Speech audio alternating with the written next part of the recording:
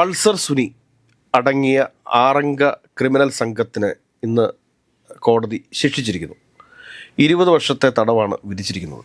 ഒരു ക്രിമിനൽ ലൂപ്പുകളിൽ കൂടെ പോയെങ്കിലും 6 ക്രിമിനലുകൾ ശിക്ഷിക്കപ്പെട്ടു. വിധി പറയുമ്പോൾ തന്നെ അത് ഏറ്റവും കുറഞ്ഞ ശിക്ഷ തന്നെയാണ് വിധിച്ചിട്ടുള്ളത് എന്നുള്ളതാണ് പ്രോസിക്യൂഷൻ പറയുന്നതും പിന്നെ നിയമ വിദഗ്ധർ പറയുന്നതും. നിയമത്തിനകത്തെ ഒരുപാട് ലൂപ്പുകൾസ് ഉണ്ട്. ശിക്ഷ കുറഞ്ഞു പോയി എന്ന് പറയുമ്പോൾ തന്നെയും ഈ ശിക്ഷിക്കപ്പെട്ടവരുടെ ശിക്ഷ കുറഞ്ഞു പോയതിനെക്കുറിച്ചാണ് നമ്മുടെ ചിന്തിക്കുന്നത്. ഈ പ്രതികളെല്ലാം 40 വയസ്സിൽ താഴെ പ്രായമുള്ളവരാണ്. 2 പേര് പിന്നെ അവിടെ വെച്ച് തന്നെ കോടതി തന്നെ പൊട്ടിക്കരഞ്ഞു, എനിക്ക് പിന്നെ മക്കളുണ്ട്, ഭാര്യയുണ്ട് എന്നൊക്കെ പറഞ്ഞിട്ട്. അത് ചിന്തിക്കേണ്ടിയിരുന്നത് അപ്പുറത്ത് ആ പെൺകുട്ടിക്ക് ഒരു അമ്മയുണ്ട്, അച്ഛൻ മരിച്ചുപോയതാണ്, അങ്ങനെയൊക്കെയുള്ള ഒരുപാട് അവിവാഹിതയായ പെൺകുട്ടിയാണ് എന്നൊന്നും ചിന്തിച്ചില്ല. ഇവർ കൊട്ടേഷനാണ്, അതാണ് ആലോചിക്കേണ്ടത്. രാജൻ നമസ്കാരം. നമസ്കാരം. രാജൻ ഭായി, പൾസർ സുനി അടങ്ങിയ 6 അംഗ ക്രിമിനൽ സംഘത്തിന് ഇന്ന് കോടതി ശിക്ഷിച്ചിരിക്കുന്നു. 20 വർഷത്തെ തടവാണ് വിധിച്ചിരിക്കുന്നത്. എന്താണ് പറയാനുള്ളത്? ഒരു ക്രിമിനൽ ലൂപ്പുകളിൽ കൂടെ പോയെങ്കിലും 6 ക്രിമിനലുകൾ ശിക്ഷിക്കപ്പെട്ടു. വിധി പറയുമ്പോൾ തന്നെ അത് ഏറ്റവും കുറഞ്ഞ ശിക്ഷ തന്നെയാണ് വിധിച്ചിട്ടുള്ളത് എന്നുള്ളതാണ് പ്രോസിക്യൂഷൻ പറയുന്നതും പിന്നെ നിയമ വിദഗ്ധർ പറയുന്നതും. ഈ കേസിൽ ജഡ്ജിയെ ഞാൻ വ്യക്തിപരമായിട്ട് അധിക്ഷേപിക്കാനോ കുറ്റം പറയാനൊന്നും ഞാൻ നിൽക്കുന്നില്ല. കാരണം അവർക്ക് പേഴ്സണൽ ഇൻട്രസ്റ്റ് ഉണ്ട് എന്നൊന്നും വിശ്വസിക്കാൻ ഞാൻ ആഗ്രഹിക്കുന്നില്ല എന്ന് പറയാനേ ഞാൻ ഉദ്ദേശിക്കുന്നുള്ളൂ. ഇതിനകത്ത് പിന്നെ ശ്രദ്ധിക്കേണ്ട ഒരു കാര്യം, ഈ പ്രതികളെല്ലാം 40 വയസ്സിൽ താഴെ പ്രായമുള്ളവരാണ്. 2 പേര് പിന്നെ അവിടെ വെച്ച് തന്നെ കോടതി തന്നെ പൊട്ടിക്കരഞ്ഞു, എനിക്ക് പിന്നെ മക്കളുണ്ട്, ഭാര്യയുണ്ട് എന്നൊക്കെ പറഞ്ഞിട്ട്. അത് ചിന്തിക്കേണ്ടിയിരുന്നത് അപ്പുറത്ത് ആ പെൺകുട്ടിക്ക് ഒരു അമ്മയുണ്ട്, അച്ഛൻ മരിച്ചുപോയതാണ്, അങ്ങനെയൊക്കെയുള്ള ഒരുപാട് അവിവാഹിതയായ പെൺകുട്ടിയാണ് എന്നൊന്നും ചിന്തിച്ചില്ല. ഇവർ കൊട്ടേഷനാണ്, അതാണ് ആലോചിക്കേണ്ടത്. അപ്പോൾ അതിനു വേണ്ടിയിട്ട് ഒരാൾക്കൊരു പ്രത്യേക ഘട്ടത്തിൽ ഈ മയക്കുമരുന്ന് കടിച്ചിരിക്കുന്നവന്, സാധാരണക്കാരനാണെങ്കിൽ ബലാത്സംഗം ചെയ്യാനും പോകത്തില്ല. മയക്കുമരുന്ന് കടിച്ചിരിക്കുന്നവനാണെന്നുണ്ടെങ്കിൽ അവൻ അപ്പോൾ ഒരു കാമപൂർത്തീകരണത്തിന് വേണ്ടി പെണ്ണെ കാണുമ്പോൾ പിടിച്ച് ബലാത്സംഗം ചെയ്തതാണെന്നുണ്ടെങ്കിൽ മനസ്സിലാക്കാം. അതുപോലും ആ ഒരു ദയാദാക്ഷിണ്യം പോലും ഇവർ അർഹിക്കുന്നില്ല എന്നുള്ള കൊട്ടേഷനാണ് അത്. കരഞ്ഞുകൊണ്ടിരിക്കുന്ന ഒരു പെൺകുട്ടിയോട് ചിരിച്ചുകൊണ്ട് പോസ് ചെയ്യാൻ പറയുക എന്നൊക്കെ പറഞ്ഞു കഴിഞ്ഞാൽ ചിരി ഉള്ളിൽ നിന്ന് വരണം. അത്തരം ഒരു സാഹചര്യത്തിൽ അഭിനയിക്കാൻ കഴിയത്തില്ലല്ലോ സാധാരണഗതിയിൽ. ഞാൻ പറഞ്ഞു, എല്ലാവരും 40 വയസ്സിന് താഴെയാണ്. അതിനകത്ത് ഇത്രയും വർഷത്തെ പിന്നെ ശിക്ഷാ കാലയളവ് ഉണ്ടെങ്കിൽ തന്നെയും അവർ വിചാരണ തടവുകാരായിട്ട് ജയിലിൽ കഴിഞ്ഞ കാലഘട്ടം അതിൽ നിന്ന് കുറയ്ക്കും. ഏറ്റവും കുറഞ്ഞ കാലം ഇനി ജയിലിൽ കഴിയേണ്ടത് പൾസർ സുനിയാണ്. പൾസർ സുനിക്ക് ഇനി 12.5 വർഷം മതി. പിന്നെ മറ്റൊരു പ്രതിക്ക് ഇനി 13 വർഷം മതി. 13 തൊട്ട് 18 വർഷം വരെയാണ് വിവിധ പ്രതികൾക്ക് ജയിലിൽ കഴിയേണ്ട കാലയളവ്. വിധി പ്രസ്താവത്തിൽ ശ്രദ്ധിക്കേണ്ട മറ്റൊരു വിഷയം എന്താണെന്ന് വെച്ച് കഴിഞ്ഞാൽ, ഒന്ന്, അതിജീവിതയ്ക്ക് 5 ലക്ഷം രൂപ കൊടുക്കണം എന്നുള്ളതാണ്. ഇവന്മാർ കൊടുക്കാനും പോകുന്നില്ല. അതിനിപ്പോൾ 6 മാസം കൂടെ കൂടുതൽ കിടന്നാൽ മതി. 50,000 വെച്ച് പിന്നെ കൊടുക്കേണ്ടതിന് 6 മാസം കൂടെ കൂടുതൽ കിടന്നാൽ മതി, അത്രയേ ഉള്ളൂ. അത് കൊടുക്കാനും പോകുന്നില്ല, കൊടുത്താലോട്ടോ വാങ്ങാനും പോകുന്നില്ല, കൊടുക്കത്തില്ല. അപ്പം ആ മോതിരം തിരിച്ചു കൊടുക്കണം, റിലീസ് ചെയ്യണം എന്നുള്ളത് പറഞ്ഞിട്ടുണ്ട്. അതായത് ഇവരിന് അപ്പീൽ പോയാലും ഇല്ലെങ്കിലും, അപ്പീൽ പോയാൽ പോലും കേസിനകത്ത് ഇനി വീണ്ടും ഇത് വന്നാലും പുനരന്വേഷണത്തിൻ്റെ ഭാഗമായിട്ട് ഹാജരാക്കിയാൽ മതി. ആ സമയത്ത് ഇനി പുനരന്വേഷണം വരികയാണെങ്കിൽ അപ്പീൽ പോകുമ്പോൾ പോലും ഇത് ഹാജരാക്കേണ്ടി വരുന്ന സ്ഥിതി ഉണ്ടാവുമെന്ന് എനിക്ക് തോന്നുന്നില്ല. അതല്ല, ഒരു റീഇൻവെസ്റ്റിഗേഷനിലേക്ക് പോവുകയാണെങ്കിൽ മോതിരം വീണ്ടും ഹാജരാക്കേണ്ടി വരും. വീഡിയോ ദൃശ്യങ്ങൾ ബാക്കിയുള്ള അത്തരം പിന്നെ ഡിജിറ്റൽ രേഖകൾ അത് അതീവ രഹസ്യ സ്വഭാവത്തോടെ സൂക്ഷിക്കണം എന്നുള്ളതാണ്.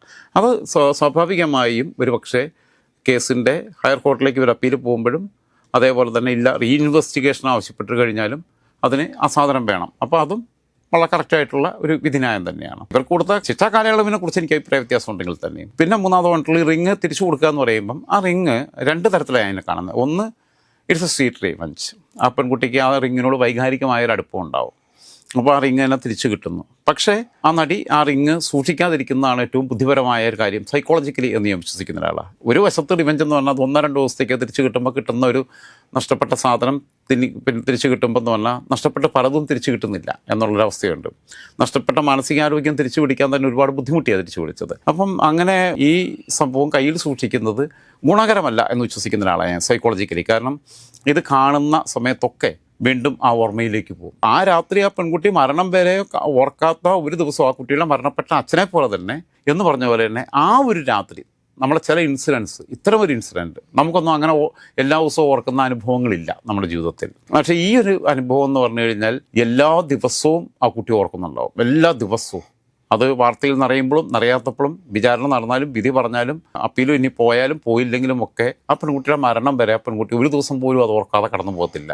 അന്നത്തെ ആ കാറിനകത്തെ ആ ഓർമ്മകൾ ആ കുട്ടിയുടെ മരണം വരെ മനസ്സിൽ നിന്ന് പോയില്ല. സുബോധമുള്ള കാലത്തോളം അത് ഓർമ്മയിലുണ്ടാവും, അൾഷിമേഴ്സ് ബാധിക്കാത്ത കാലത്തോളം അത് ഓർമ്മയിലുണ്ടാവും. പക്ഷേ ഈ മോതിരം എന്ന് പറയുന്ന സാധനം അത് കാണുമ്പോഴൊക്കെ വീണ്ടും ഈ ഓർമ്മയിലേക്ക് പോകും. അതൊരു സൈക്കിക് ഡിസോർഡറിലേക്ക് കുട്ടി എത്തിക്കും. അപ്പോൾ ആ മോതിരം കിട്ടിക്കഴിഞ്ഞാൽ ചെയ്യേണ്ടത് എൻ്റെ അഭിപ്രായത്തിൽ യഥാർത്ഥത്തിൽ അത് പിന്നെ ലേലം പോലും വിളിക്കാൻ പാടില്ല എന്നുള്ള അഭിപ്രായം. ലേലം വിളിച്ചു കഴിഞ്ഞാൽ ഒന്നുകിൽ ലേലം വിളിച്ചിട്ട് നല്ല പൈസയ്ക്ക് ലേലം വിളിച്ചിട്ട് പരസ്യ ലേലത്തിന് നോക്കുക, അത് പിന്നെ ആരെങ്കിലും മേടിച്ചോട്ടെ, ആ പൈസ എടുത്തിട്ട് ഏതെങ്കിലും ചാരിറ്റി ഓർഗനൈസേഷനോ ഏതെങ്കിലും അനാഥാലയത്തിൽ കൊണ്ടുപോയി കൊടുക്കുക. ആ പെൺകുട്ടിക്ക് ചെയ്യാൻ പറ്റുന്നൊരു കാര്യം. അല്ലെങ്കിൽ പിന്നെ ചെയ്യാൻ പറ്റുന്ന അത് കൊണ്ടുപോയിട്ട് എവിടെയും കൊണ്ടിട്ട് വിറ്റിട്ട് സാധനം ഒഴിവാക്കുക, ഡിസ്പോസ് ചെയ്യുക. ഉരുക്കി വിൽക്കുക, അതായത് തട്ടാന്മാരെ കൊണ്ട് ഉരുക്കിയിട്ട് വെറും സ്വർണ്ണമാക്കിയിട്ട് വിൽക്കുക. അതായത് ആ മോതിരം അതേപടി വേറെ ആരും ഉപയോഗിക്കുന്ന പോലും ഇല്ലാന്ന് ഉറപ്പുവരുത്തുന്ന രീതിയിൽ.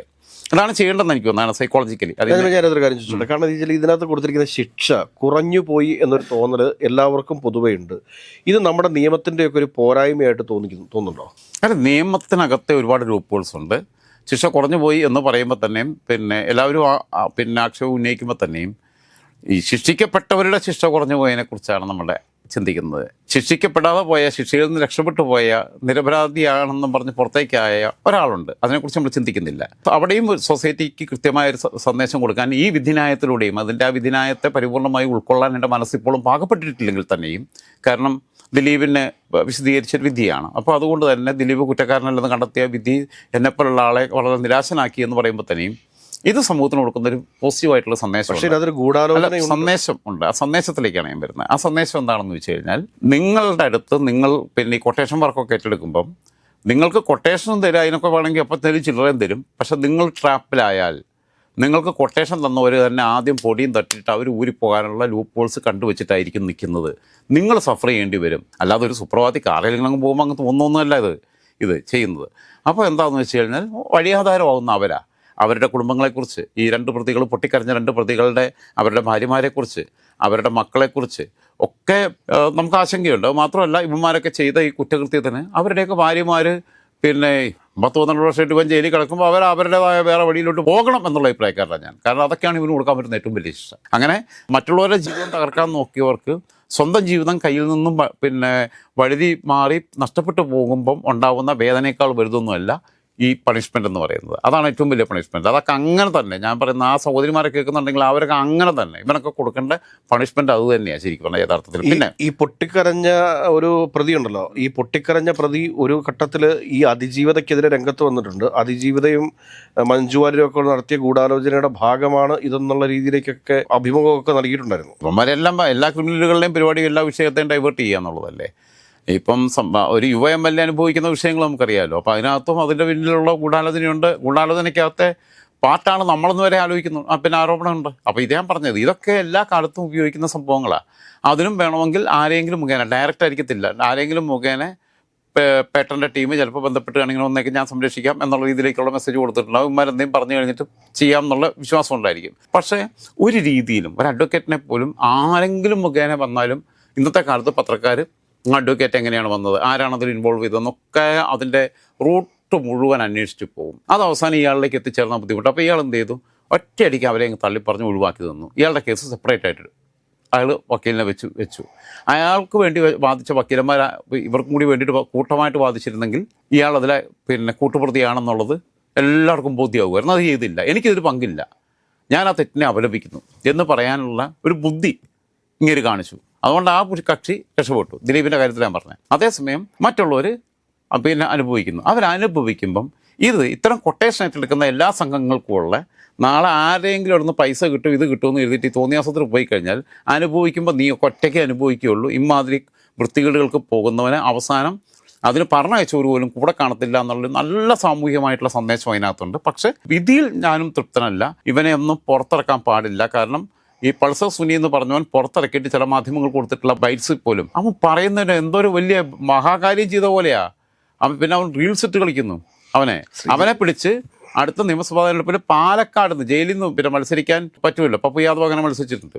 കാരണം അവൻ്റെ റീൽസ് ഇട്ട് കളിയിലെ വൈദഗ്ധ്യം വെച്ചിട്ട് പാലക്കാട് MLA അവൻ ഏറ്റവും യോഗ്യനാണെന്ന് എനിക്ക് മനസ്സിലായിട്ടുള്ളൂ പൾസർ സുനിയെക്കുറിച്ച്. ശ്രീജിത്ത് പരിമല ഇന്ന് മറ്റേ ഈ പൾസർ സുനിയുടെ ചില റീൽസ് സാമൂഹ്യ മാധ്യമങ്ങളിലൊക്കെ ഇട്ടിട്ടുണ്ട്.